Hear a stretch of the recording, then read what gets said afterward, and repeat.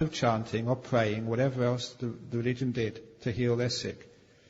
The question there was, in those 2 weeks, is that particular patient, have they improved more than expected, as expected, or worse than expected? A very simple question. And of course, if it's just one person, it's just up to the doctor. They may not be objective enough. But there was hundreds of these patients.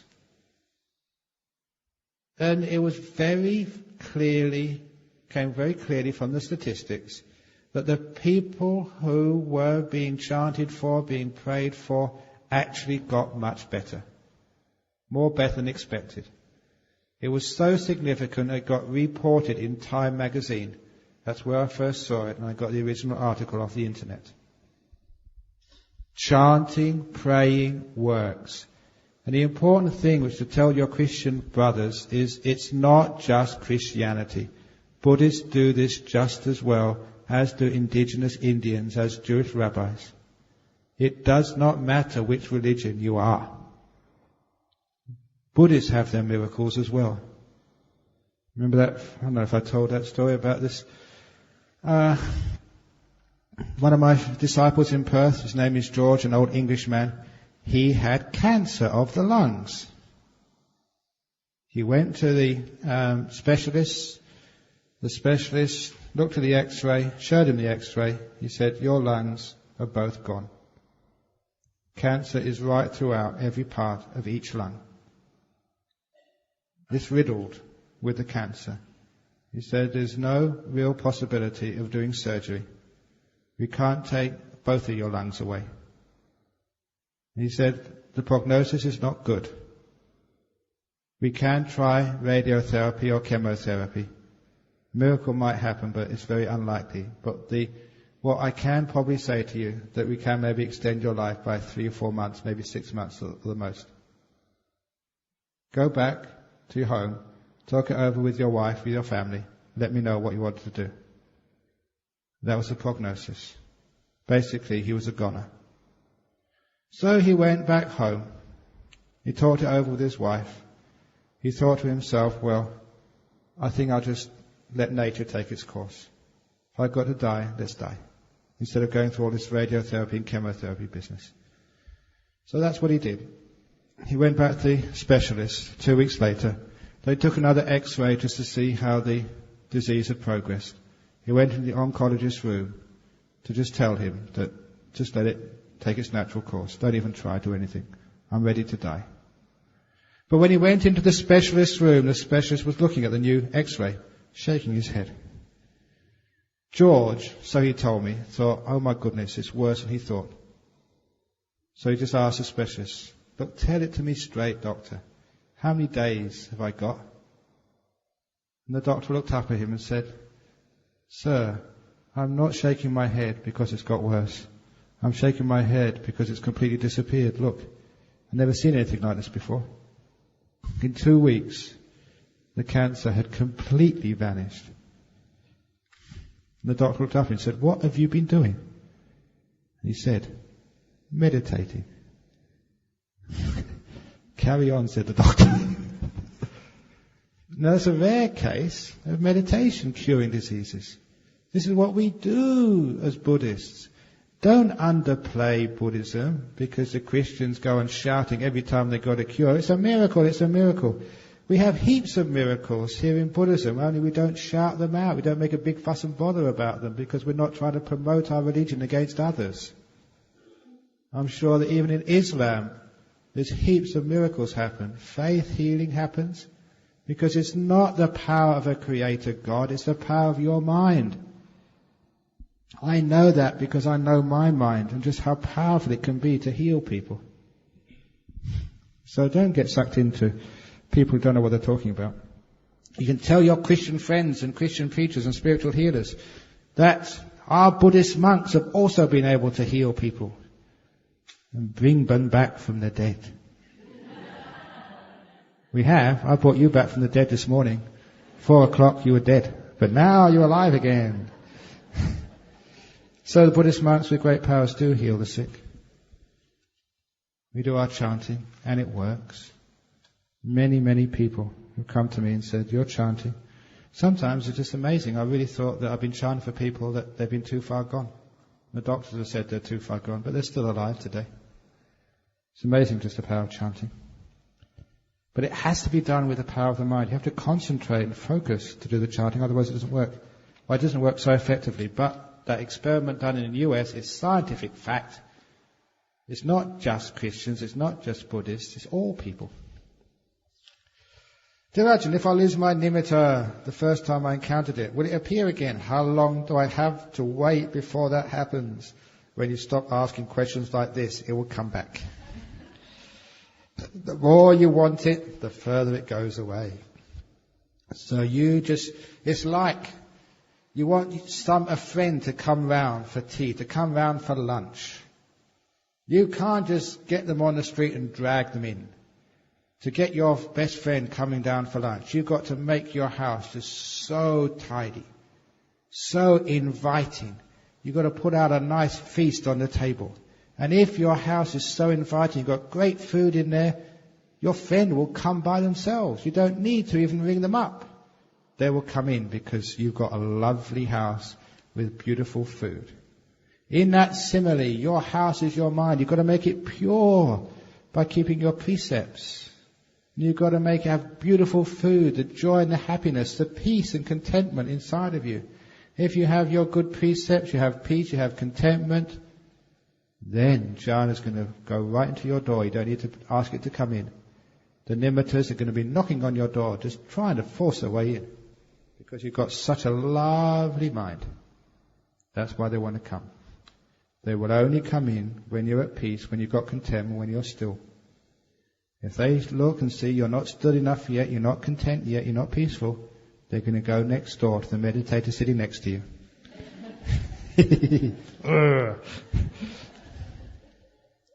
How often can one go into the deep states of jhanas? Can an advanced meditator go into such states at will, or is it a hit and miss affair? Also, you mentioned that a person is oblivious to the surrounding around when in such deep states. How can one be sure to wake up? Okay, if you're a very advanced meditator, it's very easy to go to those states. It's a case of, is at will, without difficulty. That's actually what the sutras say, that's what it is. But really the best way is if you're either an anagami or an arahat, and then there's no difficulties, because you're not skilled just in actually getting into jhana, you're skilled at getting rid of the obstacles to jhana. And this is an important point. The skill is not saying, I want to get into jhana, come on, go in. Your skill is in getting rid of the obstacles to jhana. So there's nothing between you and the jhana, so you can just go in easily. Your job is to clear the path of all the hindrances, all the wanting, all the ill will, and then jhana just happens. Now you understand why it's easy for enlightened beings to get into jhanas. There's no problem, no obstacle anymore. They're just so peaceful and content. If there's nothing to do, they do nothing. Just go into deep meditation. Next question. My sister was in depression for about half a year. Even seeing a psychologist and being on medication didn't seem to work for her. I went on a metta meditation retreat, and for a few days she was the object of my metta. During the interview on the metta retreat, the Venerable told me that I would not be able to help my sister overcome her depression by sending metta to her unless my metta was very powerful.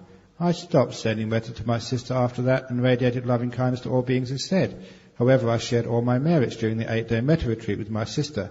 I was pleasantly surprised when I went home to find my sister cheerful, no longer depressed, and she's now on the road to recovery. My question is, can metta help a third party overcome depression, or is it the sharing of merits that works? Thank you.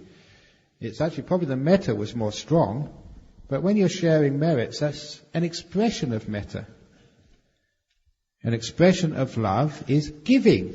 That's why on Buddhamas Day, or Mithras Day, or Maitreya Day, people give each other presents. And why is that? Because it's an expression of love.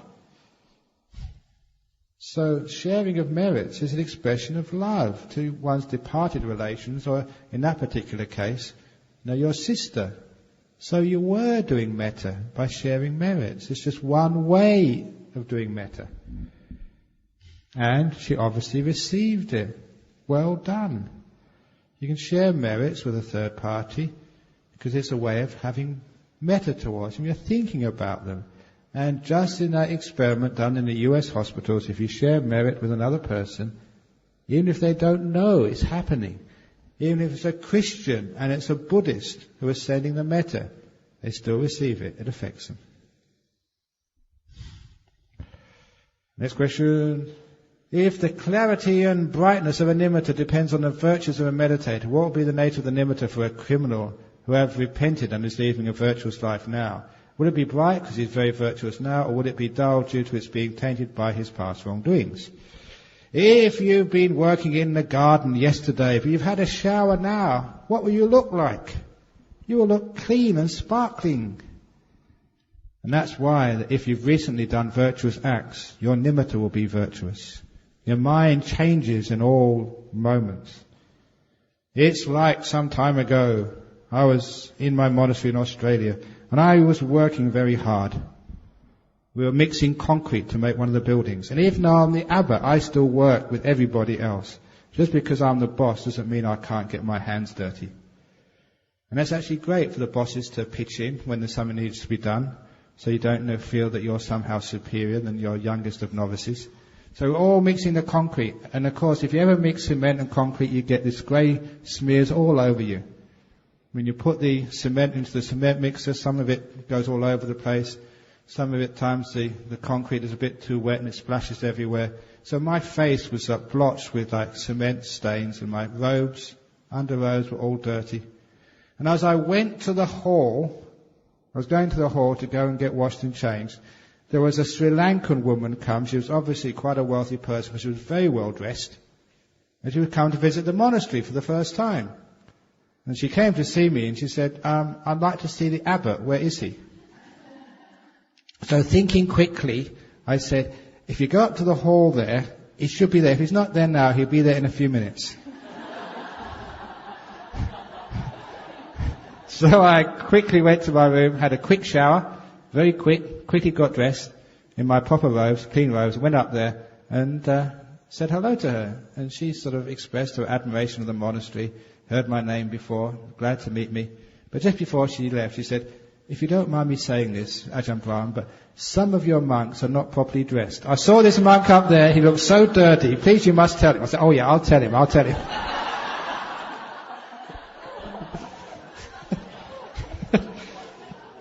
I laughed. He goes, which one is the right Ajahn Brahm? Neither of them are the right Ajahn Brahm. But a few moments ago I looked very dirty. And then I had a shower, I looked very clean. Just like your nimitta, the nimitta of a criminal. Just after they've done the crime can be very dirty. But afterwards it can change straight away. That's why Angulimala can get into enlightenment. Please explain child prodigy. Is it that some children were born smarter than others because of the development of the nimittas over the past lives? It's because of your past life karma. If you've been playing music in your past life, you're a prodigy and you can actually remember that music. Having gone to a place like Cambridge, there were a few child prodigies there I knew. There's this one guy who's brilliant in mathematics. You know, like sometimes people are mathematical prodigies. And he'd actually got an external degree from London even before he went up to Cambridge. You know, he'd already done all the work. And I thought at the time, not actually knowing what prodigies were like, I thought, wow, this guy's going to be an absolute genius. You know, later on he's going to go so high, he's going to be this great professor, maybe make amazing discoveries. But what happened? He got to that level of a bachelor's, and he couldn't go any further. I think he may have done an MA, he may have done a doctorate, but he was just ordinary from that time on. It's as if what you've learned in your past life, you get to that level extremely quickly. But that's the only level you get to. Now you've got to work like everybody else. So prodigies are like that. Most prodigies, they know when they're about 13 or 14, know what a 21-year-old should know. But then they don't progress from there. Or they just progress ordinarily. So prodigies are like that. At young, they look like they're full of promise, but they don't fulfill that promise in their later years. What's actually happening there is that they remember what they've learned before. No more than what they've learned before, just that amount. They get to that level very quickly, and now they've got to learn like everybody else. That's what a prodigy is. People who can recall their past lives, not explicitly, but implicitly. In other words, psychologically. Any questions on that one? Okay, I'm going to go through another couple of questions because I'm going over the time, but I want to finish the questions. What is the difference between rebirth and reincarnation? I had this question the other day. It's only the spelling, that's all. Sometimes people are pedantic. Can they say, oh, you can't say reincarnation because that means it's a soul who's incarnated into a new body. But you can say, because it's a stream of consciousness. That's what the Buddha said, incarnated. It's not a being incarnated, it's a stream of consciousness. So rebirth and reincarnation, I use both words, interchangeably. So it's okay to call it rebirth or reincarnation. And if you don't believe in reincarnation in this life, you will in your next. It's a joke. We have that on a t-shirt in Perth. Don't worry, I never believed in reincarnation in my last life either. 1. Can walking meditation lead to enlightenment? Yes, it can. You can get into enlightenment while you're walking. Many great monks have become enlightened while they're walking, especially when they do, I will die, that's for sure. I will die, that's for sure. I will die, that's for sure. Please try that, it's really good fun. Does our degree of attainment in meditation practices vary with age? Okay, when you get older, sometimes you don't think so much, but then you haven't got as much energy as your youth. So there's some aspects of your indriyas, your powers, some get less, some get more. So basically it's all the same. It's not what changes when you get old age, it's how you make use of it when you get old. So old age can be a benefit. Sure, you can't sort of move around as evenly or as easily as you could when you were young, but your mind has got less lust, I hope. And number 2, sort of, you've got a bit more wisdom. You don't think so much the older you get. Because a lot of times, the older you get, you start losing your neurons. The brain cells actually start to die. In fact, I read it in the medical journal. I think it was about 23, 24. You got your maximum number of brain cells. After that time, you start losing them. So after about 23, 24, you go over the hill. Some of you are well over the hill. Actually, most of you. So you don't think so much, but you're wiser. If suddenly we are frozen in jhana in an untimely condition, can we get defrost to get along with our lives? Unfortunately, you can't defrost. But someone actually asked me that in the question. I didn't answer it. You can program your mindfulness. You can say, if you think you're going to get into a jhana, or if you get those jhanas regularly, you can tell yourself before you go in, but not while you're in. It has to be done before. I will stay in for a certain time. If you don't want to miss your lunch, what is it? It's almost 20 to 10 now. You get into a jhana and say, I must come out by 11 o'clock. I must come out for 11 o'clock. Oh, it's 11:30, isn't it? I must come out by 11:30 for lunch. And you'll find you will come out. You can't defrost, you can't push the defrost button while you're inside, but you can actually program when you're going to defrost before you go in. And third question, upon death the 5 senses will be cut off and the mind meets with nimitta. Does this mean a sure way to nibbana? No. Sometimes you meet with a nimitta, you don't know what to do with it. And the whole thing just falls apart. Just like now when you get a nimitta, sometimes it all falls apart. Because you don't know how to deal with it. So sure, everybody will see a nimitta when they die, but not everyone gets enlightened, obviously. It's how you deal with it is important. If metta meditation can get us to jhana, how do we still the mind if we keep thinking of people to direct metta to? What happens in loving kindness meditation, you've heard me teach this in the mornings, you start focusing on the feeling of metta. It's called disembodied metta. So it's not, you use the people to actually the objects to get the metta going, the fire. You notice after a while, you can't see the fuel in a fire. You can't see the logs or the coal, you can just see the blazing flames.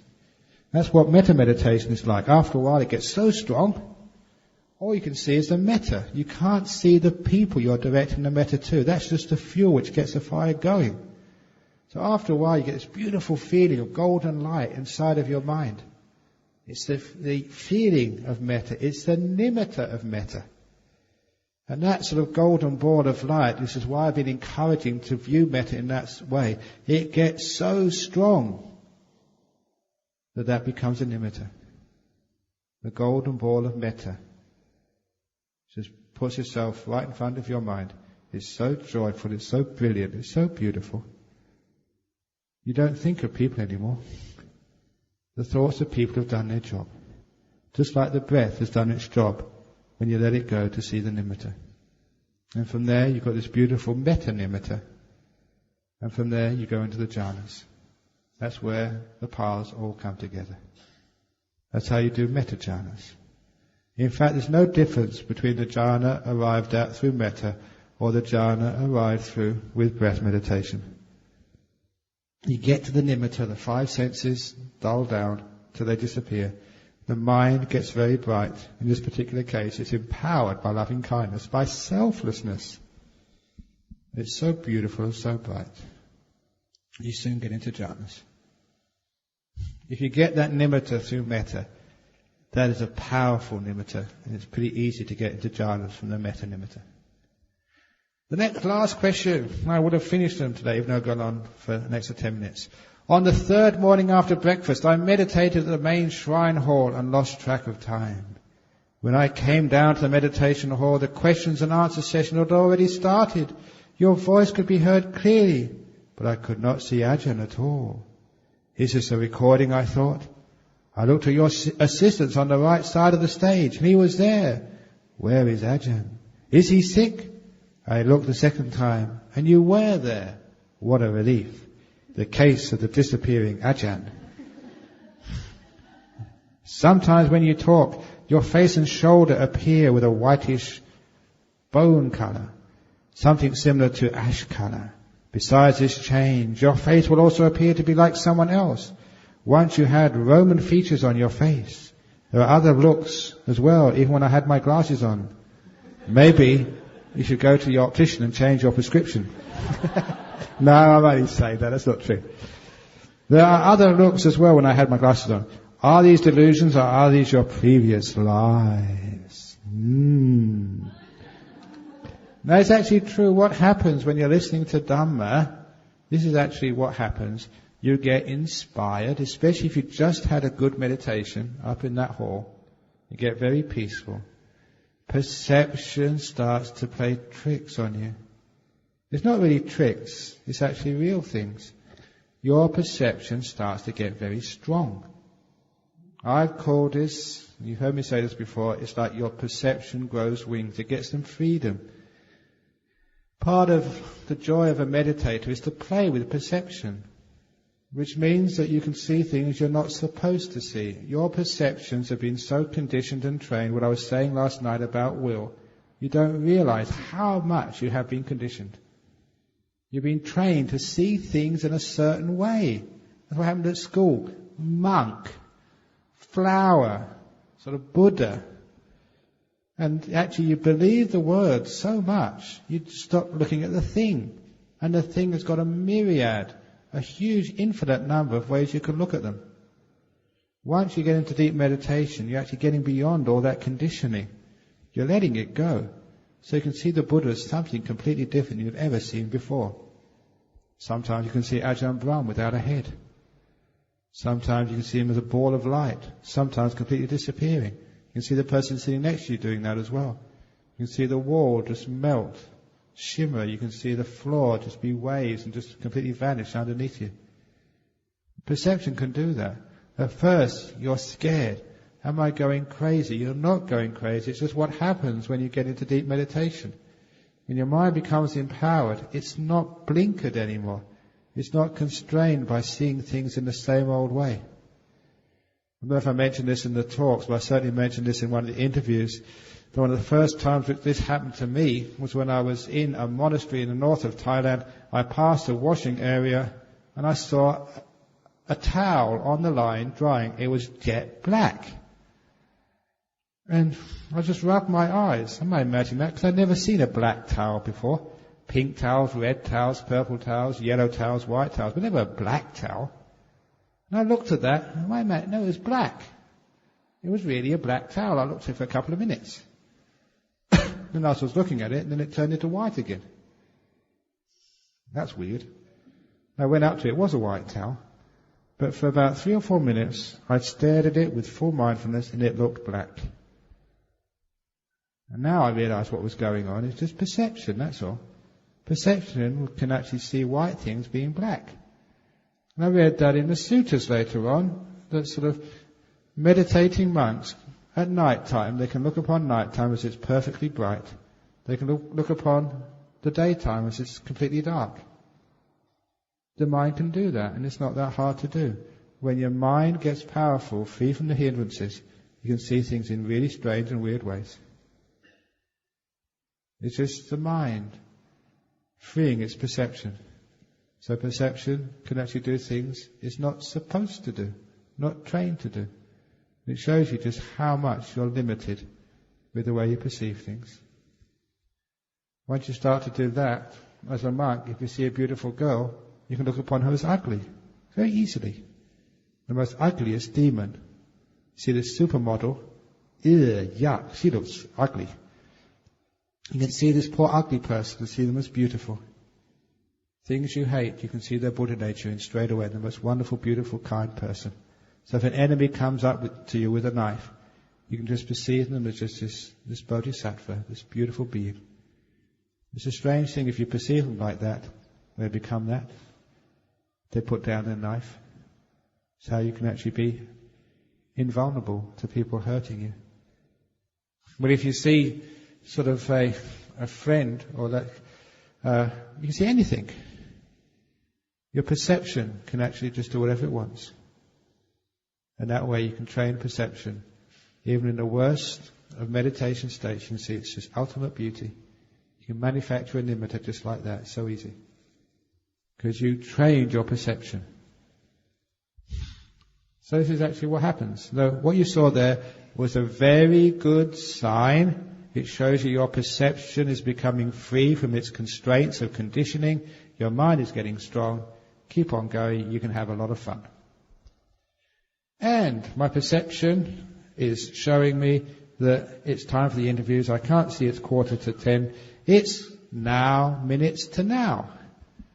So it is time for interviews. So those of you who want to come to the interviews, please come up for interviews. We've got another day and a half. There will be interviews tomorrow morning as well. So don't worry, there is time for everybody, because in now time there's all the time in the world. So please enjoy now time on now day, and I'll see you later on sometime, somewhere, but it'll always be now. Have a happy meditate. Hopefully that you will become enlightened this morning. Who knows? Thank you.